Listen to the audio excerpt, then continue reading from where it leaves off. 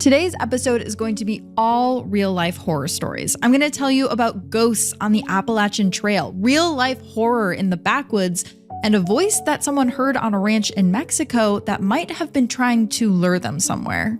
All of that is in today's episode, and if you are someone with a dark curiosity, you've found the right place. We upload every Wednesday, so make sure to like this video, subscribe to this channel, and hit that notification bell so you never miss a video of my dark creation.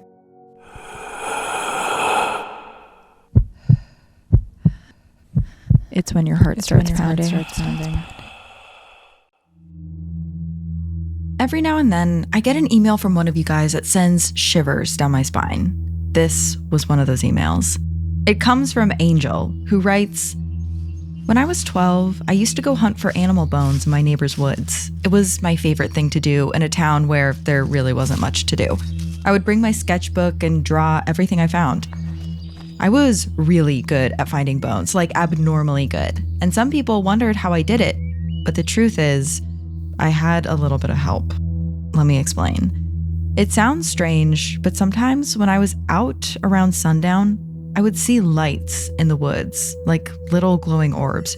I would follow them, and they would always bring me to bones. They were usually small and bird or other animal shaped. I honestly didn't think much about it. I thought maybe they were light bugs or something. One day, I had an odd feeling, but I went out to the woods anyways. And that night, I saw a much larger light floating around the edge of the woods. This was definitely not a light bug. This time, I followed it through the trees, and it led me to an old house. And I found bones there, not of an animal, but a human skull. I screamed and I ran out of the woods immediately, and my neighbor saw me running and said, "Hey, sweetie, have you found any good bones today?" I was upset and I told her about the skull. She got this panic look on her face and she called the police.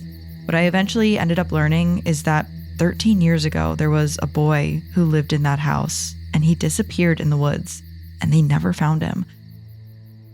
His parents had moved out of the house shortly after. I never found out if they confirmed it was his skull, and honestly, I'm too afraid to check. I still see those lights in the woods sometimes, but now I never follow them. I'm afraid of what I'll find. Sometimes I feel like I can even hear a boy calling me from the woods, asking me to help him. It terrifies me to this day. Welcome back to Heart Starts Pounding, a podcast of horrors, hauntings, and mysteries. Today is one of my favorite types of episodes where I get to celebrate you guys, the community, and all of the very, very scary and disturbing stuff you are living through. Today, we have tales of backwoods horror, of haunted houses, and of terrifying individuals. But these stories were all sent in from you guys, who continuously prove to me that the truth is really stranger than fiction. Now, if you have a terrifying story that you would like to share with me, you can send it via Crow to the Rogue Detecting Society. Our house ghost, Jinx, checks the mail every few days. But of course, you can also send it via the form on our website if your crow is sick or something. I think you guys are really going to like this episode today. And I actually think our listener, Jeff, is going to especially like this one because he let me know that he listens to the show at his job being a groundsman for a cemetery. To which I say, Jeff, please let the spirits know I send them my best, and let's get back into it. So you guys know that Appalachia is very, very scary. If you don't, listen to our episode on terrifying Appalachian folklore, but I know we have listeners who live there, who have hiked the Appalachian Trail, and every now and then, one of them will reach out with something they've experienced. This is one of those stories from our listener, Paul. He writes, "So I'm originally from Nashville, Tennessee. In 2008, after high school, I would hike parts of the Appalachian Trail in my free time. I planned a weekend camping trip with some friends, and I went up a day early so I could hike longer parts of the trail and have my friends pick me up at the end and take me back to my car. It was on this trip where I had a strange encounter. Now, I had heard many of the ghost stories and strange tales about things in the Appalachian Mountains growing up, but I never really believed them. On this trip, I was hiking a popular part of the trail south of Clingman's Dome, the highest point in Tennessee, when it started torrentially raining. The rain quickly turned to a full-blown storm with very high winds. I took shelter under a small rock overhang because the wind was so strong I was worried about being hit by a falling tree or branch. Normally, this sort of pop-up storm is over as quickly as it came, but this storm lasted for a few hours. After the storm had finally passed, I didn't have time to make it to the hiker's shelter before dark, so I set up my tent just off the trail and figured I would get an early start in the morning. I normally don't like to solo camp unless I've made it to a hiker's shelter. I wasn't so much worried about bears or other wildlife, but I just always felt better in the shelters. The next morning, as soon as there was a pale light in the sky, I packed up and started hiking. I was much closer to the shelter than I had originally thought, and it was still pretty dark out when I saw it. These shelters are rustic, and they're meant to provide quick, limited shelter for hikers on the trail. This shelter had 3 stone walls, a fireplace, a roof, and a wooden floor. There were large logs just outside the shelter that were set around a metal campfire ring. I quickly approached the shelter and saw 2 other hikers sleeping inside. It was a man and a woman with very nice sleeping bags and expensive hiking gear. Since it was still so early and I really didn't sleep well, I decided to lay down to get just a little bit more sleep. I ultimately decided to sleep outside the shelter because I didn't want to wake up the couple sleeping inside.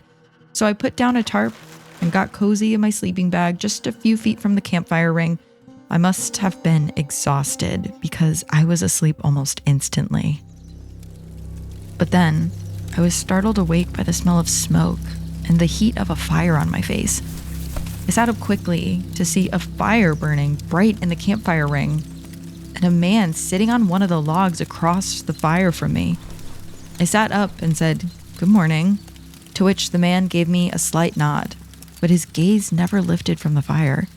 There was a small pot near him, and I assumed the man was cooking his breakfast. As I sat there, I was wondering to myself how he was able to start a fire and cook without waking me at all.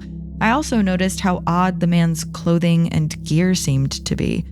Now, as I said before, I was just out of high school and pretty much all of my hiking and camping gear were secondhand or from a thrift store.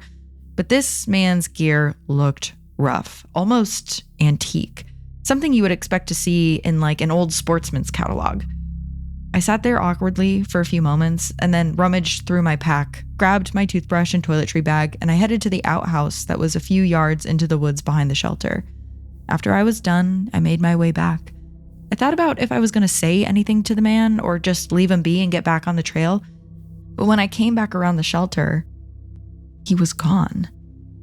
And he wasn't just gone. Everything was gone. His camping gear, his pack, and the strangest thing, the fire was gone. And I'm not just saying the fire was out. It was gone. There was no smoke, no burning embers, not even fresh ash. I placed my hand in the fire pit and it was still wet from the rain the day before. At first, I thought I must have been dreaming, or at least in the stage between wake and sleep when you're not sure if you're still dreaming or awake. But no, I had felt the heat of the fire. I smelled the smoke. I felt the slight sting of smoke in my eyes when I awoke. It had happened. I checked the shelter and the 2 other hikers were still asleep. For a split second, I thought about waking them up just to ask them about the man, but I decided against it. I finished the hike and I told my friends about what had happened. I had seen a ghost on the Appalachian Trail. You know what they say about if you see something strange in Appalachia? They say no, you didn't. So, Paul, I don't know who that man was that you saw at the campfire, but I think for the protection of everyone listening, you didn't see anyone at all. Yes, you did. It was a ghost. Would you believe that wasn't the only terrifying camping experience I got? I mean, I've never gotten a camping story from you guys that didn't make me lie awake staring at the ceiling at 3 a.m. Because apparently, when you enter the woods, you re-enter the food chain. So just keep that in mind. This story comes from Michaela. She writes, "I'm not quite sure how to start this because I still get shivers when I think about it today. But about a year ago, I was on a camping trip with my family. We were at Walawa Lake in Oregon, and it was a really lovely trip, aside from one thing. Surrounding the lake on one side, there was a lush forest, and on the second day we were there, I decided to go explore what was in this forest. Just outside of our campground, there was a little path that led into the green and dense vegetation. I stayed on it for a while and then proceeded to hike off into the trees because, well, that was definitely a smart choice. By this time, it was about 3 in the afternoon, so it wasn't as bright as it would have been when I first started my climb. Finally, after some time trekking, I found a more open spot and I started looking around. Along the evergreen shaded hillside was a series of giant boulders, and as I made my way over to one, I saw something that caught my eye. Upon closer inspection, I noticed that it was a leather shoe, and a very nice one at that, but there was only one. I thought that was odd, but I kept going. Not long after, I found another shoe, but not a matching one. It was smaller and still leather, but it was more boot-like than the last. Weird, I thought. By now, you maybe can tell that I don't really have the best sense of what's sensible, so I kept on going. And as I got further up the hill, I saw more articles of clothing. First, the shoes, then there was a glove, but it was missing a finger. It was like it had been ripped straight off. After that, a large work boot, all strewn around and tattered like a wild animal had gotten to them or something. The one thing they all shared was that they were all leather. I still don't know what significance that had, but I didn't forget it. And now I was a little freaked out, but I kept on walking just a bit further past all of the boulders.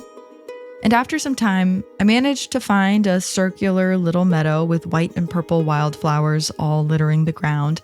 It was honestly so pretty and so peaceful, so I stayed there for a while, just reading my book until late afternoon when I spotted some deer roaming in the trees.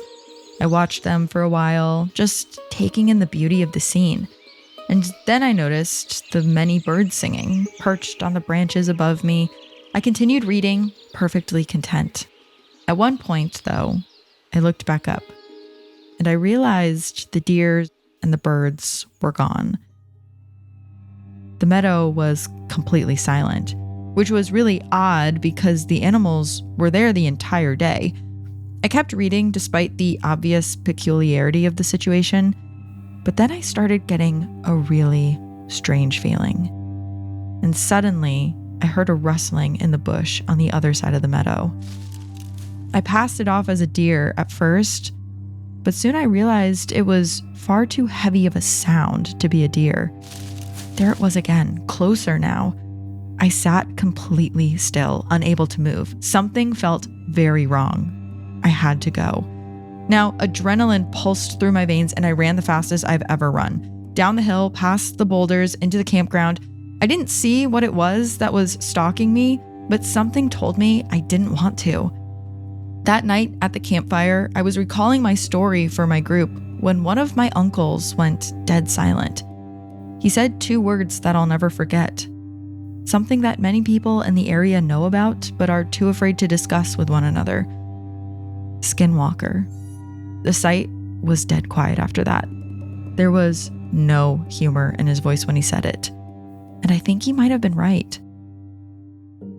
So I actually wanted to jump in here and add a little note to Michaela's story because I looked into this area after she sent me this, and while I couldn't find any local indigenous lore about skinwalkers, I did find another monster story from the local Blackfeet and Nez Perce tribes talking about the Walawa monster that resides in the area. Now, this creature is said to live in the lake, and that's at least according to an 1885 article where a local is describing an encounter with the creature. It was described as having a snake-like body and a hippo-like head, and it was around 80 feet in length. And it was so well known to the tribes in the area that they refused to go into the water because of it.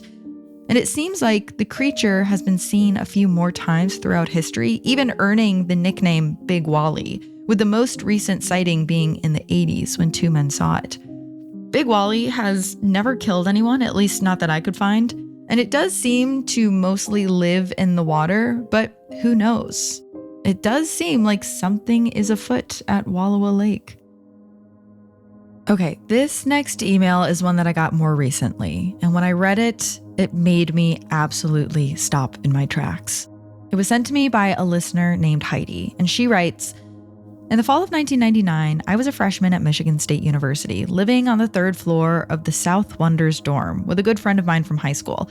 During a heat wave in mid-September, everyone in the dorm began complaining about an unpleasant odor while walking towards the cafeteria located between the north and south buildings. Students who ventured to the basement to use the laundry room or study in the adjacent large, creepy room, which was formerly a snack bar but now just was filled with tables and chairs and used for studying or blood drives, they all said the odor was even stronger there. One afternoon, my roommate and I left for an afternoon sociology class, and by the time we returned just 90 minutes later, it was an absolute media circus near one of the dorms. Local and non-local news crews were on the scene with their cameras and their vans. We parked and locked up our bikes and took a walk around the complex. And by the service entrance, we passed by a man dressed in white coveralls and booties with a respiratory mask hanging around his neck, taking a smoke break. He looked haggard, and we asked him what was going on. He didn't say much, but he did warn us that it was gruesome.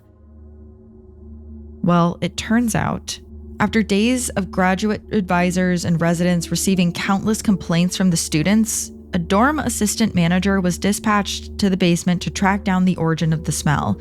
And inside the study lounge, behind a locked door, there was a small storage room that housed a commercial cooler used during the basement snack bar days. Tragically, the body of a 23-year-old man, Neftali Valdez Green Jr., was discovered inside the closed cooler. He had previously graduated from the school, and he wasn't currently a student. By all accounts, he had potentially been there for weeks. While we were out there, anyone who had a window facing the Circle Drive at the South Building's entrance had opened their windows and removed the screens to observe the media action outside. The resident advisors frantically ran from floor to floor, ordering those students to close their windows, fearful someone could tumble out and they would just have another tragedy on their hands. This was before cell phones, but I can't imagine what it would be like now with everyone able to film and take pictures. It felt like complete chaos. And as the day turned into evening, everyone started to speculate whether the death was a murder, a suicide, accidental. The circumstances, as we knew them at that point, just seemed so strange, too strange for an accidental death or a suicide. The dorm was locked down and we had to show IDs to come and go. It didn't really make sense that someone who didn't go to our school wound up there. The news crews were camped out for days, but even after they left, none of the Wonders Hall residents felt like their questions were answered regarding Green's death. We felt like our RAs had more information than they were sharing, and that really scared all of us. And then, the following week, more distressing news came to light. It was revealed that Green had attended a controversial church in the area called Emmanuel's Temple Community Church, which was located in Lansing. This church had a really controversial past because it was the same church that a man named Demetrius Underwood attended. Now, Demetrius was an NFL player who sliced his own neck at his girlfriend's home in Lansing after screaming that he was not worthy of God and he wanted to be saved and meet God. Luckily, he survived this and he was eventually committed to a mental health clinic where he received treatment. But after the event, his mother blamed the church. She publicly called it a cult and warned anyone who was thinking of joining. One of the rumors circulating campus in the days following the discovery of Green, which I'm not sure if this is actually true, was that he was found with a Bible against his chest. But again, this was never officially reported or substantiated. Ultimately, the police ruled Green's cause of death suffocation and manner of death accidental. But the one thing that has always crossed my mind in the last 15 plus years is I don't ever recall hearing about the toxicology reports or any sort of investigation as to why Green found his way into the Wonders dorm. How did he manage to get there, find his way to a secluded and locked storage room, and then voluntarily climb into the cooler? After all, Green was no longer a student, and by all accounts, he never even lived close to the Wonders complex while he attended the school. So I don't know why he would have been in that specific dorm. And furthermore, was there a coincidence between Underwood's incident and Green's untimely death? I don't think we'll ever know. Though the case was officially closed, it still remains a mystery for a lot of us that were literally so close to the incident back in 1999. So this is another story where I just want to jump in and talk about some additional research I did, because I dug into these stories a bit more, and it turns out there actually was a toxicology report done on Green, and it was ruled that he had no substances in his system, which adds a little bit more to the strangeness of the situation, maybe. I also read that he had been found sleeping on campus before, kind of in odd areas, even after he was no longer a student anymore. But no link was ever found to the church. And to this day, the church insists that they're not a cult and they had nothing to do with the bizarre deaths of their 2 young members. So this might be one where we may never really know what happened.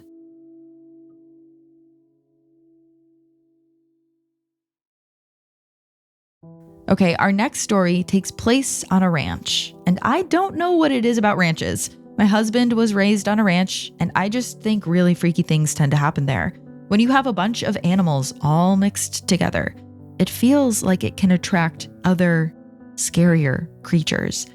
And sometimes even things from an entirely different world, like this story from Ulysses. He writes, "When I was 6 years old, I was living in Mexico with my grandma on her ranch. I was born in the US, but I was raised in Mexico with my grandma. I grew up with my grandma, my older brother, and my sister. In Mexico, and in general on a ranch, we have to tend the animals, and no matter how young we are, we all have a job. My job was to take care of the goats and walk them to a pasture about a mile away. We lived in a small town, so we all knew each other and there was not really any danger, so it was safe for me to do these chores even as a young child. One night, it was getting a bit late, so I walked the goats back home to the ranch. I started counting them. 1, 2, 3. I counted through the whole group, and I realized I was missing one. So I let my older brother know that, and we went back to look for the goat. It wasn't safe out there for a goat by itself at night, and we had to find it. At this point, it was pretty dark, and we didn't bring a flashlight, so only the light of the moon was guiding us. We looked everywhere for that goat, calling out its name, offering it food, and we just couldn't find it anywhere. We were gonna just walk back home when behind a tall bush, I heard the voice of my sister. She sounded panicked. "I'm back here, come grab me, I need your help," she was saying. Me, being young, I thought she was there, and I told my brother that she needed help and we should go grab her. But as soon as my brother heard the voice, he lost all the color in his face. He tensed up and he said in a low voice, "We need to leave now. That's not her." Together, we ran back home, and sure enough, my sister was with my grandma in the kitchen. I asked her if she was in the pasture, and she said no, that she had been with my grandma the whole time. And my grandma agreed that, yeah, she was by her side. And if that wasn't strange enough, about 5 minutes later, the goat that was missing walked by as if it had been home with the other goats the whole time. I had no idea what was behind that bush that night, but if it weren't for my brother, I don't know what would have happened to me. I also don't know what was behind that bush, and I'm glad you didn't stick around to find out. I don't want to be the person that says if you hear your sibling crying out for help, you should run away. But I think if you take a beat and try to figure out if it's really your sibling or a creature sent from the underworld, that's fine. Okay, I have one more story for you all today, sent in from a listener named Olivia. And Olivia had a story about something strange happening in a house. It's a story that proves sometimes a ghost isn't the creepiest thing that can haunt a place. Olivia writes, "In 2018, a good friend of mine asked me to dog and house sit for her. She owned a cute Cape Cod-style house right next to a high school. She had 2 dogs. One of them was Charlie. He was extremely old and he had a hard time getting around, and he was the reason she begged me to dog sit for her instead of asking her niece. Charlie was 15 years old and he needed help going outside. So I always made an effort to go back to her house on my lunch breaks from work and let him out. The first couple of days were normal, and the dogs and I really got into a routine. On my 3rd day, I left for work and I saw a car in the drive backed all the way up to the privacy fence. I figured it was one of her friend's sons who actually went to the high school right next to her house. That's really all I thought about it though. I went back on my lunch break to find that Charlie had an accident on his bed. So I cleaned him up, put his dog bed in the washer, and then I moved it to the dryer before I left to go back to work. I got back from work that night and I went to get Charlie's bed out of the dryer. However, when I opened it up, it wasn't there. That's when I noticed the washer door was open and sitting in water was Charlie's bed. I freaked out because I swore I had put the bed in the dryer. Maybe I was rushing and I just didn't pay attention, but no, I remembered grabbing a dryer sheet and putting it in the dryer. Anyways, Charlie needed his bed, so I finished another wash cycle and I just went about the rest of the night.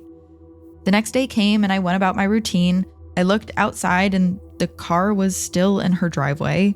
Once again, I thought maybe it's just the high schooler, so I went to work. But that afternoon, when I came back from my lunch break and tried to go in the front door, I couldn't get it open. I figured that the other dog might have been playing with a toy and got it wedged, which is weird, but it's happened with my dogs at my own house before, so I decided to go in the side door. I walked in and I turned the corner to the living room, and that's when I saw the reason the door wouldn't open. The coffee table had been placed in front of it.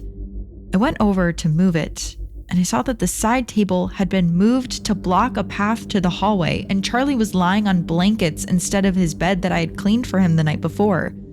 I don't know what was going through my head, but I knew that dogs didn't do this. No dog is going to rearrange the furniture to perfectly block the door and the hallway. I ran out of the house with the two dogs. I put them both in my car and I called the cops and the sister of the friend who I was house sitting for. Her name was Holly. The cops came pretty quickly and they went through the entire house, but they didn't find anything. They did inform me, however, that the man who lived across the street was actually being searched for because he skipped out on bail.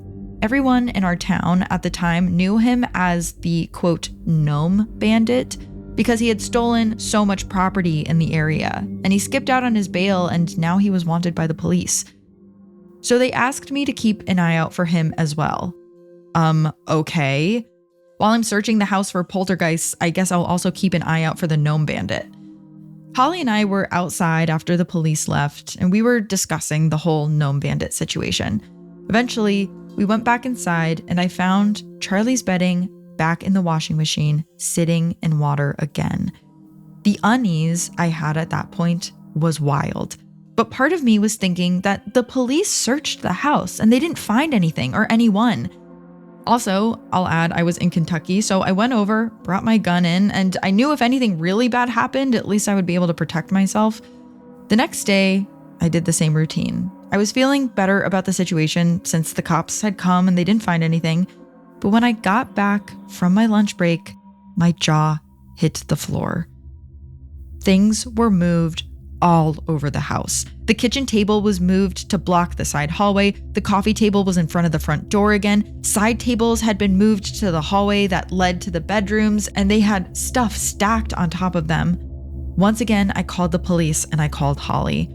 Freaked out, I just stayed outside the entire time. I was not going back in that house. And this time when the police came, they were not so gentle. Holly and I were on the driveway when we heard the police start screaming from inside the house.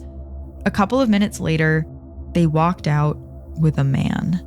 He was about 55 years old, a full beard and receding hairline. I had seen this guy's picture before. It was the freaking gnome bandit, and he was covered in insulation. The cop then told me that he was found in the attic, but the reason they didn't find him the first time was because they didn't see that the attic had a small area where it dropped down a little further. He was tucked away in there, like the episode you did about the Denver Spider-Man. I was so mad. I ended up asking the cop if I could ask this gnome bandit a question. Holly and I just ended up yelling at him. Why were you in there? He said, because if I stayed in my own house, they'd find me eventually, as if it were obvious. I asked him why he was moving stuff all around the house, and he just got this wicked look on his face. And he said, I thought I could scare you into not coming back so I wouldn't get caught. But after the first time, I enjoyed hearing you squirm. You and Holly had such a nice conversation about me yesterday. With that, he was arrested. I never went back to that house. I read a book last month, a thriller, and someone ended up being in the attic, and I couldn't sleep for 3 days. This whole thing still messes with me to this day. So my worst fear is someone being in my home without me noticing. I mean, here I have Jinx and I have Gordy, but what are they gonna do? No, it feels like people are the real danger in this kind of situation. I ended up looking more into this story as well, and I found an article from when this happened. And get a load of this. The article reads, quote, "The notorious Louisville gnome bandit is back in handcuffs after a second manhunt. Thursday, Barton Bishop was arrested after falling out of the attic of a home where he was hiding in the Upper Highlands. He was taken into custody. Louisville Metro Police posted about his arrest on Facebook, saying tips led them to his hiding spot." If by tips you mean our girl Olivia calling multiple times, swearing there was someone hiding in the house messing with her, then yes, sure, it sounds like there were tips that led you there. This just goes to show that sometimes the scariest things happen when you least expect them to. When you're out on a hike, when you're walking to class, or when you're watching your friend's dog. Then you look over and see that one piece of furniture is moved just ever so slightly. And you think to yourself, am I just losing my mind? Or did that table just move? And little do you know, there's a man 2 stories above your head watching you. Please keep sharing your personal stories with me. You can always reach out at heartstartspounding.com. We have a form you can fill out and send me your story. And if you'd like more listener stories, I'll actually be reading some of the ones that didn't make it into this episode on Footnotes, our weekly after show available to the High Council tier on Patreon. That's where I share more from my case file on each week's episode. Recently, I actually shared ghost photos from the Port Arthur jail. I shared the Alaskan Triangle mystery that didn't make it into the episode. And I also talked about another theory for spontaneous human combustion that includes ley lines. So you're definitely going to want to catch those. Anyways, that's all I have for you today. I love getting these stories from you all. Stories of people being the danger, of ghosts in the woods, of spooky lights that lead you to bones. I love it all. There's a lot of scary stuff happening out there, and you guys are at the forefront, kind of experiencing it all. You can join me here next week for another episode of Deathbed Confessions. That's right. I think we did one about 2 years ago, and I'm really excited to tell you guys about what I found. And until next time, check your crawl spaces. Ooh. Heart Starts Pounding is written and produced by me, Kayla Moore. Heart Starts Pounding is also produced by Matt Brown. Our associate producer is Amanda Olson. Sound design and mix by Peachtree Sound. Special thanks to Travis Dunlap, Grayson Jernigan, the team at WME, and Ben Jaffe. Have a heart-pounding story or a case request? Check out heartstartspounding.com.